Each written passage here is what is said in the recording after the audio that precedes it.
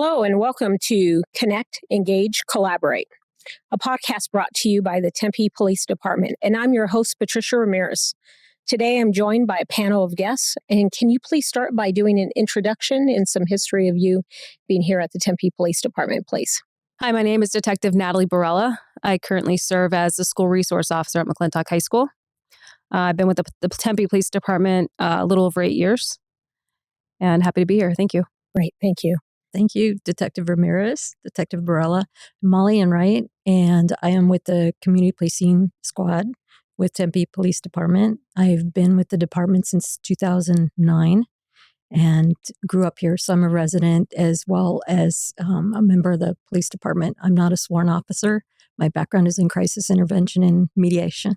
And tell me, Molly, what types of roles have you had with the Tempe Police Department? I'm currently in the role that I had when I was hired on back many years ago.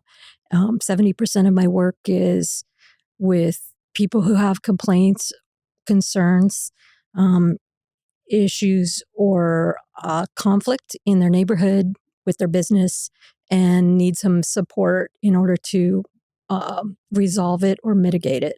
And so out of the police department, I work with a team of individuals, as well as having the luxury of working with outside agencies as well as internal agencies at the city. So human services, code compliance, parks, anywhere in the city. And so the goal is to assist people holistically with not having to bounce from department to department to department, so that we can go into their neighborhood and help resolve the issue and listen and then take appropriate action. Oh, that's great.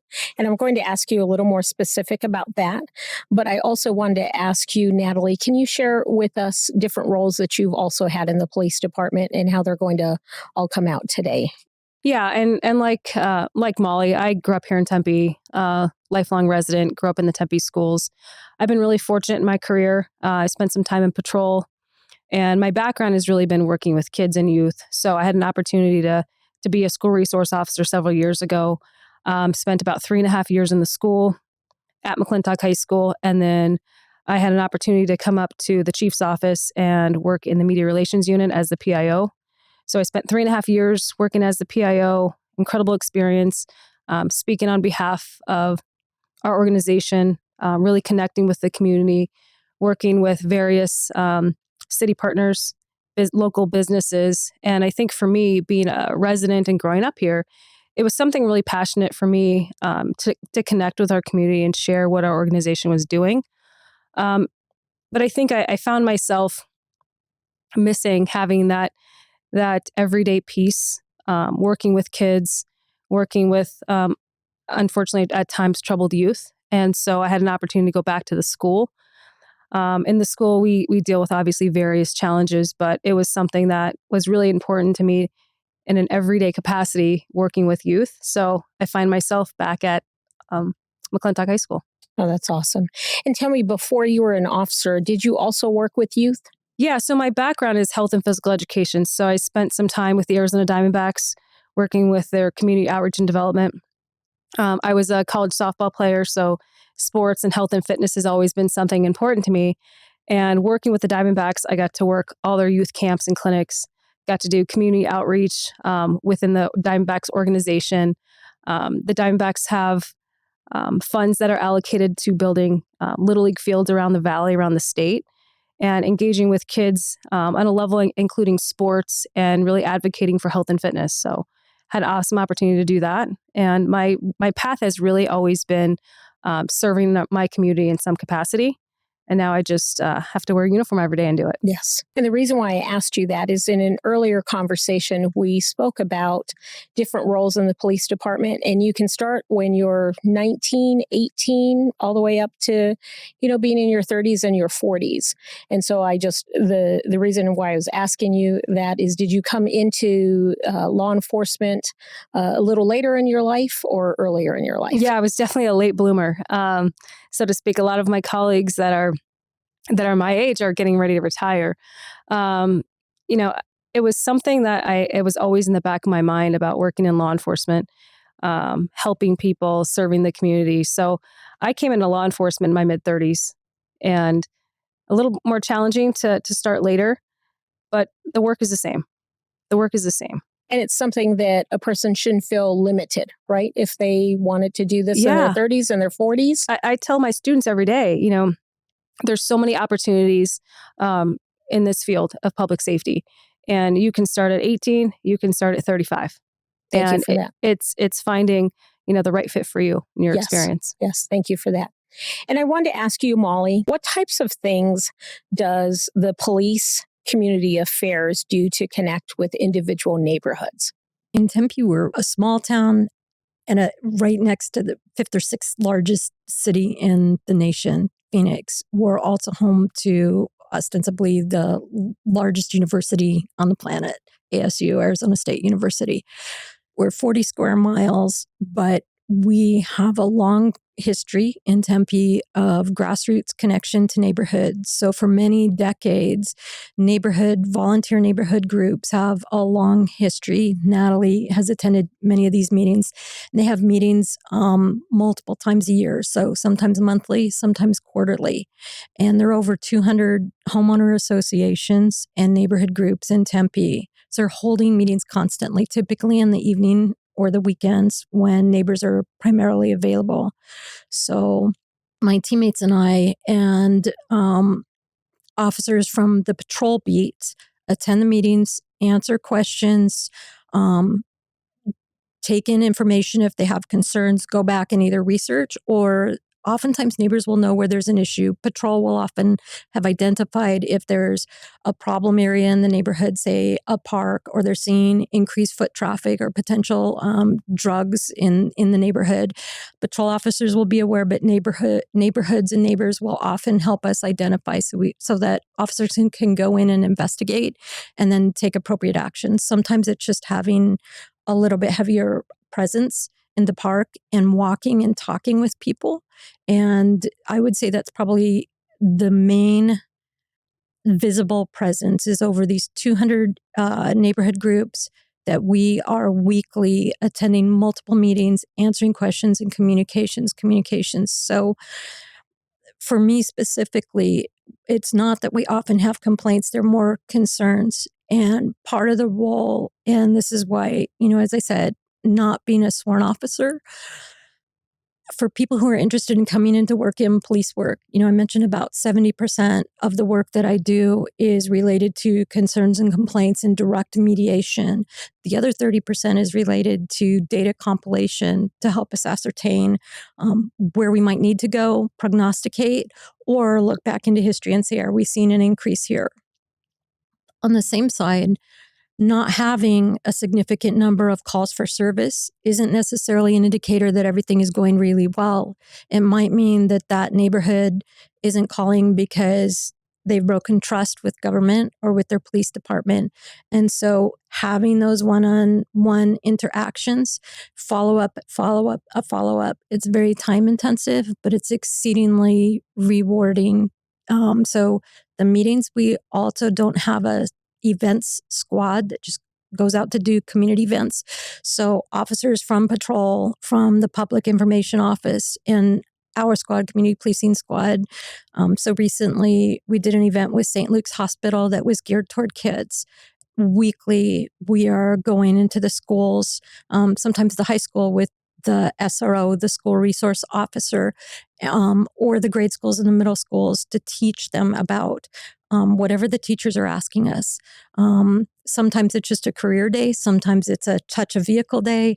And sometimes it's with the middle school kids, they might have questions about drugs or alcohol or bullying. And we'll go in and talk with the kids about that. If there are parents that want to talk with us one-on-one as well, we will do that. The primary thing that we do is communication one-on-one and in small groups with anybody who wants to talk with us in Tempe about anything that might be police or crime related, but also, as Natalie was saying, not necessarily. There's so many needs in the community, homelessness, kids that don't have enough to eat, literally.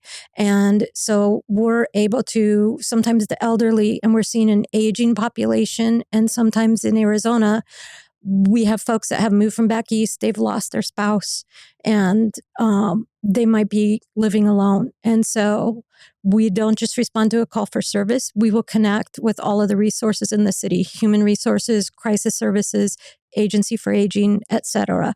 So in our squad, we have the wonderful benefit of case managing some, and that's just a very gratifying to us.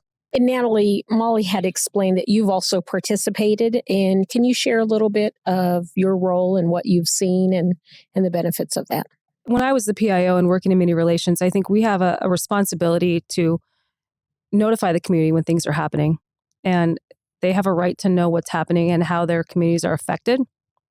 And so we've had critical incidents that have happened in communities, or say, for instance, an apartment complex, and residents are concerned.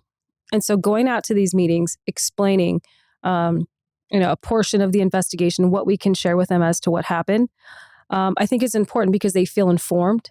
They feel a connection. They feel a level of ownership of what's happening within their community. So it's important for us to get out in front and not only give them information, but really listen to them and listen to their concerns. Can you tell me what are some benefits that come from community affairs being present in neighborhood communities, and how has this benefited you personally? Just this week, over the weekend, as an example of what Natalie was saying, we had a intimate violence, domestic violence incident in an apartment complex. Everything turned out well. Our SWAT team needed to respond. And fortunately, the negotiators were able to talk with the individual, and the partner in that case also was safe, and the community was safe. So we reached out proactively to the apartment complex manager. The patrol officers do this as well. They will talk with people on scene when they're not focused on their primary responsibility of securing and safety for the scene. They will answer the questions as best they can. But part of that is, as Natalie was saying, proactively reaching out when there is a significant incident that impacts a neighborhood. Second example was a couple of weeks ago, we had a shots fired incident in North Tempe. And fortunately, again, no one was injured or hurt in the neighborhood.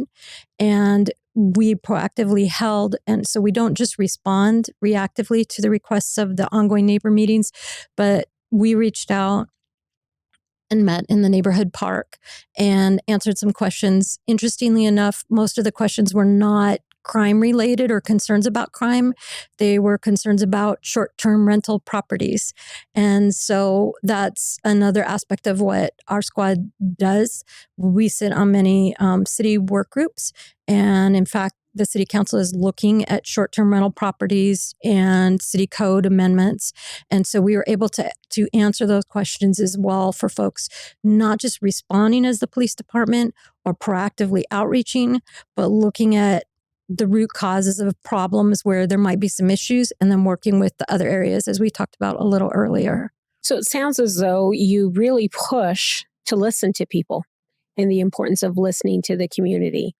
There's sometimes the idea that people want to be heard, and I agree with that, truly heard. But people do not simply want to be heard. I don't simply want to be heard. I want to know what you're going to do about it. Absolutely. And so we work with the community because we might assume what we know the answer is for that community, but what we'll ask them is, what would you like to see? And interestingly enough, it's often simple solutions that we can work on with the other departments in the city or external to the city to help resolve those problems. And what other relationships do you have in terms of resolving those issues, and what partnerships do you work with? So we meet daily, but we have a standing meeting weekly with Arizona State University, ASU Police Department, and ASU Dean's Office, because the far majority of Arizona State students live off campus because they don't have the capacity for them to live on campus. They get somewhere upwards of 12,000 or more new freshmen every year who come to go to school here and live in our community. So we work very closely with Arizona State University, and we do proactive outreach with all of the student groups, as well as with the sororities and fraternities.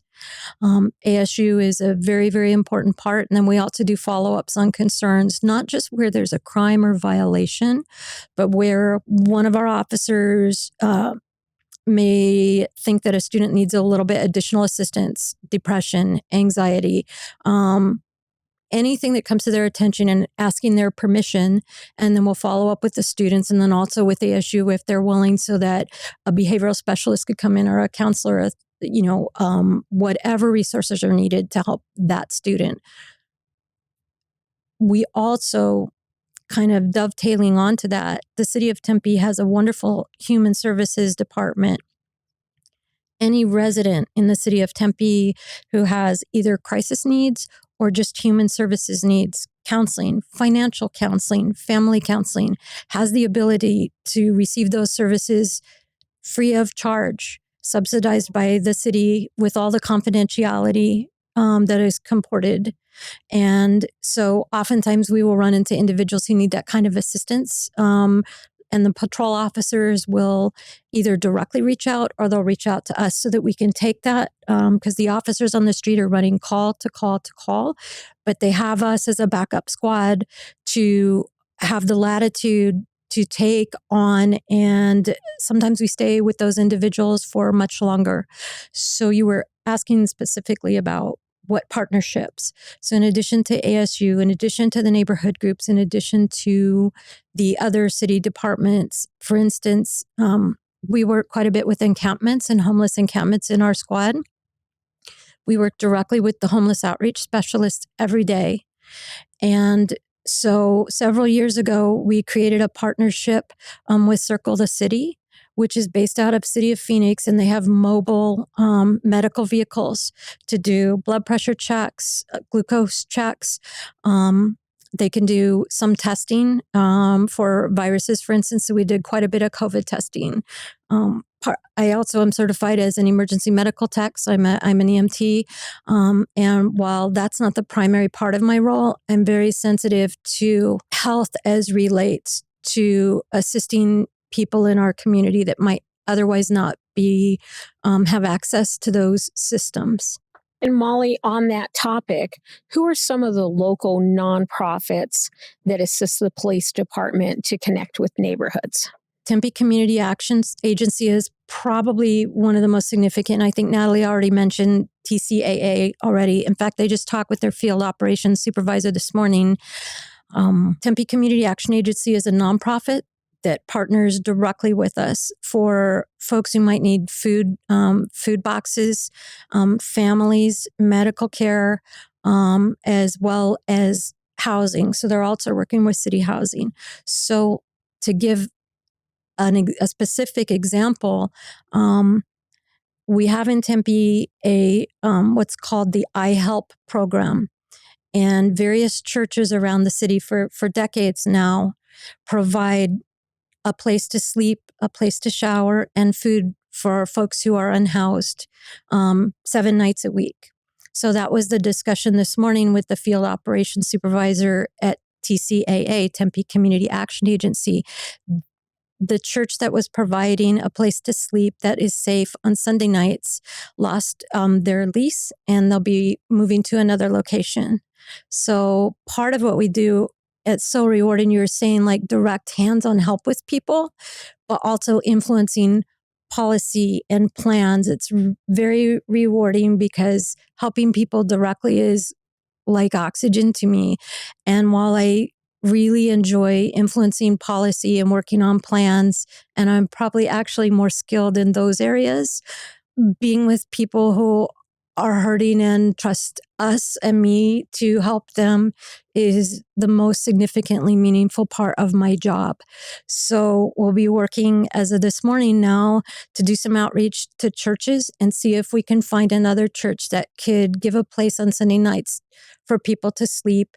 And it could be 10, but upwards of 40, because we never have enough room for all the unsheltered, especially when it's this cold and with all the rain that we've had. Thank you for that. I hear your passion, and I hear and definitely your heart that is there. So I do want to thank you for that. Natalie, I'm going to move to you and ask you about how has relationship building been in the schools between officers and the children? And how does this come back to our community, to the city of Tempe? Yeah, I mean, everything starts with our youth, starts with our kids. I think opportunity for me to be at the school every day. They see me every day. They expect me to be there. They have a problem. They have a concern. They have a worry. They see the same face. It's someone that they trust, someone that they've built rapport with, someone that they've had a conversation offline about nothing criminal. Maybe it's about their dance recital or the basketball game. I think that in itself allows students and kids to see me as a person, not just as their SRO or the cop that they see walking around, but they recognize that I'm genuinely interested in who they are and the struggles they have and the achievements and the success that they're having. And so being able to share that every day, they recognize that, you know, cops aren't here just to make their life difficult. Cops are here to truly help them. And I think if you can change maybe one student's mind, that may change the outcome of a different interaction that they may have with a cop. And certainly there's been students who I've spoke with that haven't had a good initial relationship with an officer or contact with an officer, or maybe they have a parent that's been arrested or incarcerated and they just want to talk about it and talk about their experience. And hopefully getting to know me, getting to understand and know the Tempe Police Department and how we treat people and how law enforcement has really evolved into community policing.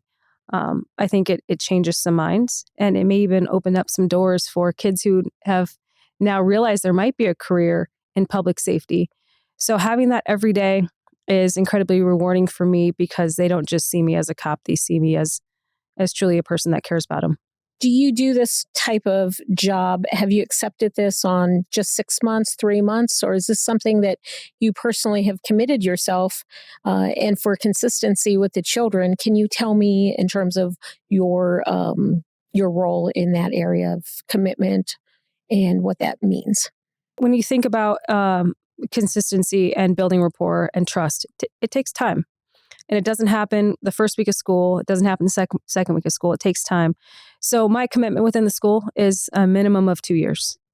And I make that commitment not only to the students, but to my administration and to the staff that I work with, because not only am I building relationships with students and families, parents, but the staff and the principals.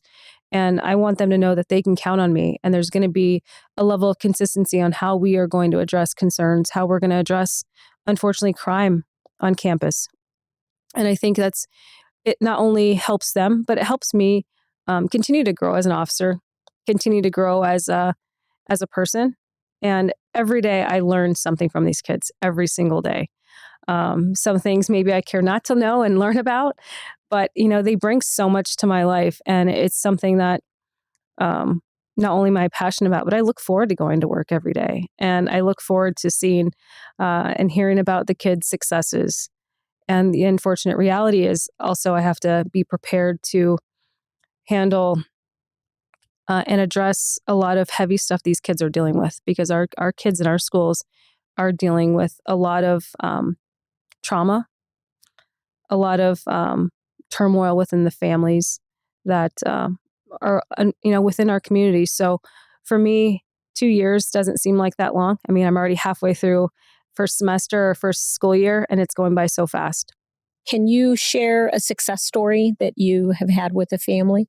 I have conversations with parents almost on a daily basis, whether their kids have gotten in trouble and it's turned into a criminal matter, and we discuss it and we work through it.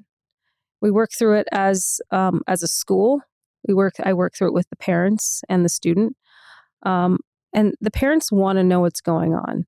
They want help. Ultimately, they want some direction, and hopefully, I'm able to offer them some support. And then, if it's not directly me that can help them on campus, I have a Rolodex of resources that hopefully I can get them.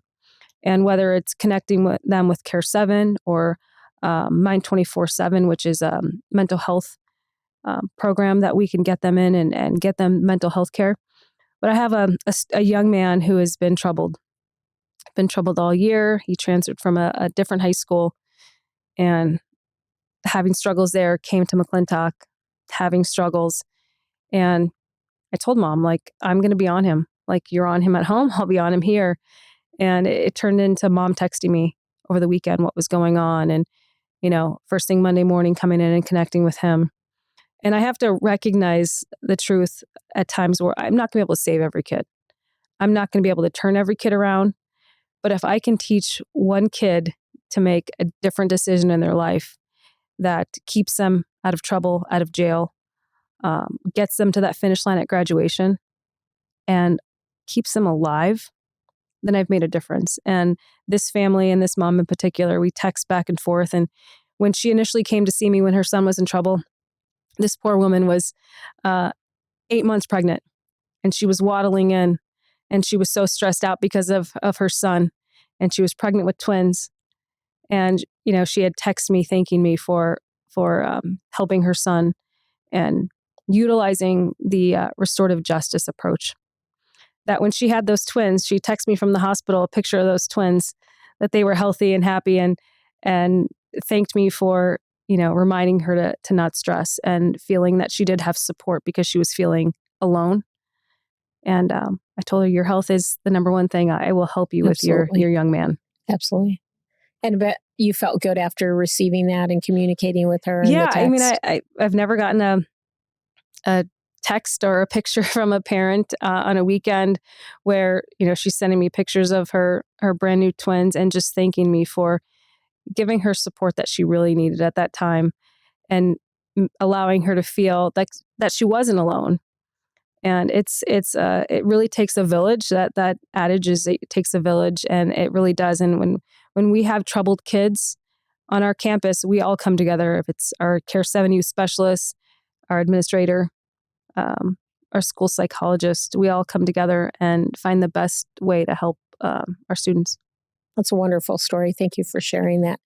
Can you share with us also the 180 hours in terms of law enforcement education and in the schools, and what this does and what you've seen? Yeah, the school safety grant that us as an SRO squad are on, part of the responsibility of maintaining that grant is teaching the 180 hours of law-related material. And it is probably hands down the best part of my role. It seems like a lot of hours. There's 180 school days a year. 180 hours is a lot, but it gives me an opportunity to get in the classroom. It gives me an opportunity to talk to kids in a smaller setting. Some of our classes are 20, some are 30, some are 10. And I can be in a classroom and discuss current events, things that really affect them. Talk about juvenile crime and how crime within their age group can really affect them long term. Having them understand what their rights are, understanding what it's like if you are stopped by the police, understanding behaviors that officers expect, understanding the stresses and the different situations that officers face these days. And it really becomes a conversation rather than teaching. It becomes an opportunity to share experiences, to share stories. And it's the best part because I tell the kids all the time that I feel like teenagers and cops have a lot in common, where a lot of us are misunderstood.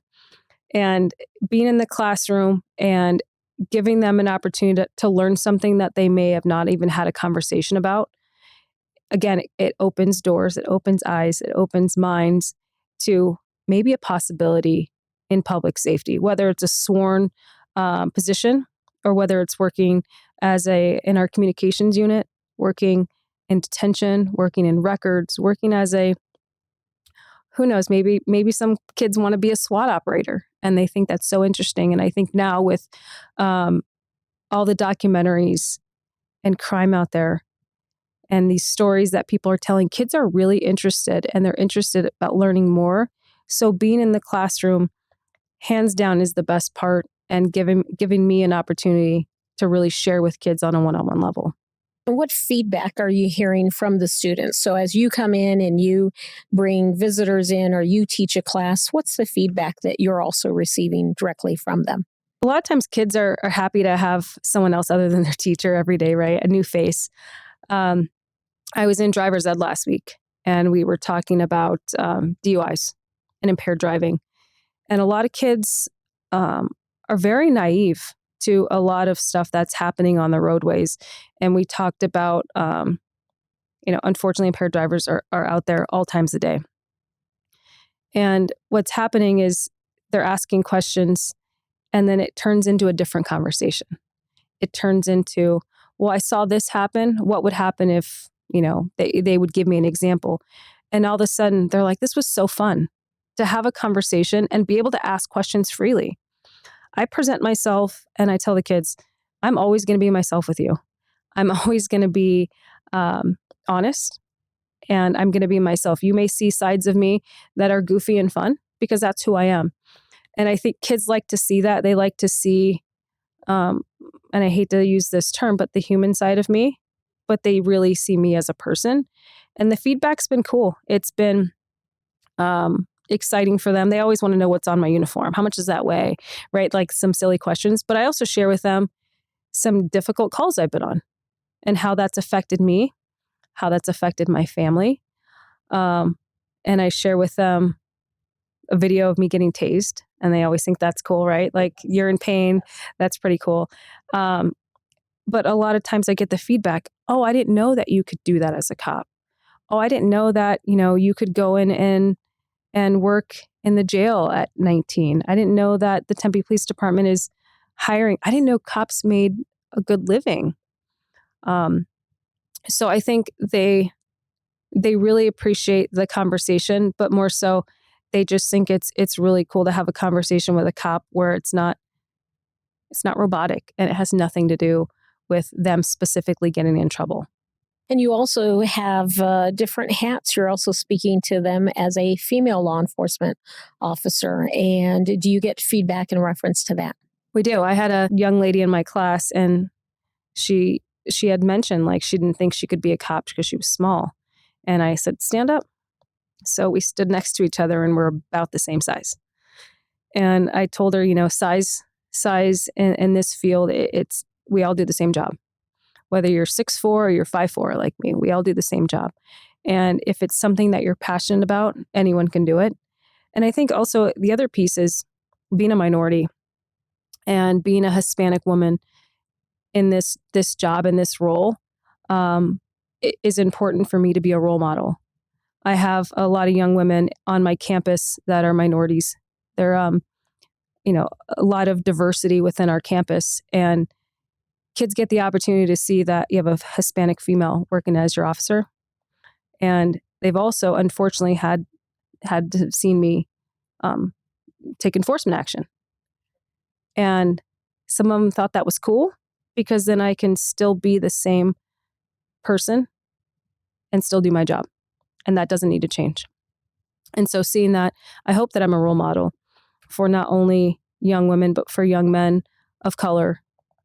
We talk about that a lot in our classes. We talk about race. We have those difficult conversations. We talk about, just because someone thinks or feels differently doesn't mean that they deserve our disrespect. We have those difficult conversations.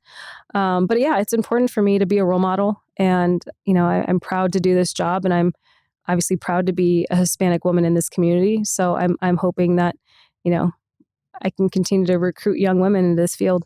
And I wanted to ask you, Molly, in terms of neighborhood and how would people connect? And if they wanted to do any type of nonprofit connection, volunteer, what is the way to communicate and learn more?